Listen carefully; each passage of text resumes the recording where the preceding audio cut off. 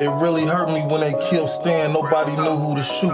We ain't even have a plan, he sold me my first gun. He held my first son, if I was with him shooting it out, bitch we the one. I shed tears for my niggas who ain't here. They tattooed and spit that real shit to remember him, bitch I'm that dude. Catch a op and spit on his baby daughter, I'm that rule. Right at 3 o'clock, as soon as he get her out of school. You killed my dude, I don't give a fuck about you. I hope somebody killed you in case I never What up though, America? I'm back with another one. You already know what time it is, man. I hope everybody's staying safe and germ-free in this whole coronavirus bullshit. You dig where I'm coming from? Now, without further ado, we gonna stay on this Kevin Childs wave. You dig what I'm talking about? This that Big Boss Records presents Bishop Bullwinkle held to the no, nigga. You understand what I'm talking about? I was watching that clip Vlad TV every day. You feel me? Every day, nigga. You smoking every day? I've been smoking every day, nigga.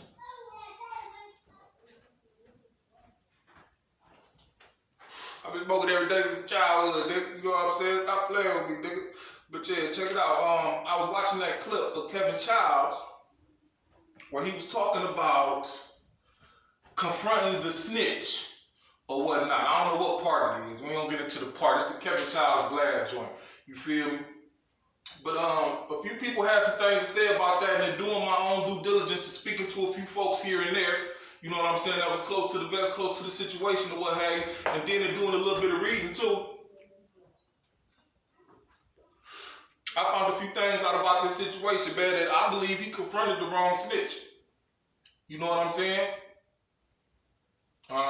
Confronted the wrong snitch, nigga. He probably got an opportunity to confront old boy because, like he said, they was close to each other to sell. He could ask him what the fuck was going on, but he confronted the wrong one. You know where I'm coming from? And we're gonna talk about that. You know what I mean? Now, dig this here. Producer Eric B introduced Kev to Bernard Thomas. Ding, ding, ding, ding. Bernard Thomas, who would eventually become his business partner in the record company at Big Boss Records. Now, I think that's Eric B from Eric B and Rakim. I can't call it because I don't know. But I would like to say that that's Eric B from Eric B and Rakim. You feel me? And they said that the Bernard Thomas dude, a.k.a. Bishop Bullwinkle, had something to do with a label that Eric B was on or had a part of or something like that. You feel me? Now, this is my thing. Before I go any further, this lets you know that the hip-hop cops have been alive and well since the early 90s. You know what I'm saying? This is a classic case of hip-hop cop shit right here. You feel me? The way I look at it. You dig where I'm coming from? But the crazy thing is the way Kevin Childs made it seem as if Chuck was the nigga that brought the organization down. You know what I mean? He wasn't. You feel me? Chuck wasn't the nigga that brought the organization down, and AZ tried to warn you. You feel me? Like I said that before. AZ tried to warn you. Now, I know what I said in my previous video, saying he was right and this and that and the other. He was right about what he said. You feel me? But at the same time, that doesn't mean that nobody was trying to do him any harm by way of testifying against him in a court of law. You feel me? And I'm going to explain that. Now, where was I at? He was also a federal, this is Bernard Thomas, he was also a federal informant who had tried to target AZ and mob style. You feel me? Now, that's why I say this hip-hop cop shit. You know what I'm saying? He tried to target AZ and mob style, but was unsuccessful. It was said that he had made a few small purchases from AZ, but then he attempted to cop a kilo from Gangsta Lou. Gave Gangsta Lou $20,000 on a key, for a key. Gangsta Lou never gave him the work. You feel me? He ran off with the work twice, with the money, I guess. You feel me? Now, somewhere between then and a few years later or whatnot, between 1991 and 1994, while he was working as a partner at Big Boss Records, he would help the government obtain 8,000 recorded conversations, surveillance tapes, and other evidence against Kev. You feel me? So this is the guy that brought down the Boss family, as Oz would say. Big Boss Records, Kevin Childs. You feel me? He hired an informant. You feel me? And that's how the information came to me. Somebody jumped at me and said, Kevin didn't tell you about how he hired an informant. He hired an agent at his company. And that's what eventually, what essentially took his company down. I said, whoa, he hired an agent. And that's what brought this whole thing about right here. You feel me? A few back and forth conversations, a little bit of reading here and there, you know what I'm saying? And it seems to be the case. You dig? Chuck was on the run when the indictment came down. So it wasn't Chuck that brought them down, even though Chuck cooperated and turned against them. You know what I'm saying? He still wasn't the one that brought y'all down. Well, that brought the Kevin Childs organization down. It was Bishop Bullwinkle. You dig where I'm coming from? Now, my style saw Bernard with Kevin on his way to the Jack the Rapper joint. You know what I'm saying? AZ sent word to Kevin that Bernard Thomas was an agent, from what I understand. You know what I'm saying? This is speculation right here. You feel me? From what I understand, he sent word to him that was an agent, and Kevin Childs just figured he was hating. Because, you know, he was doing his Big Boss Records thing, and AZ was doing his mob style thing or whatever, you feel me, and everything else or whatnot. So he just figured AZ was hating on him. You know what I'm talking about? It was said that AZ's name was mentioned in Kevin Childs' paperwork only as a target of an investigation.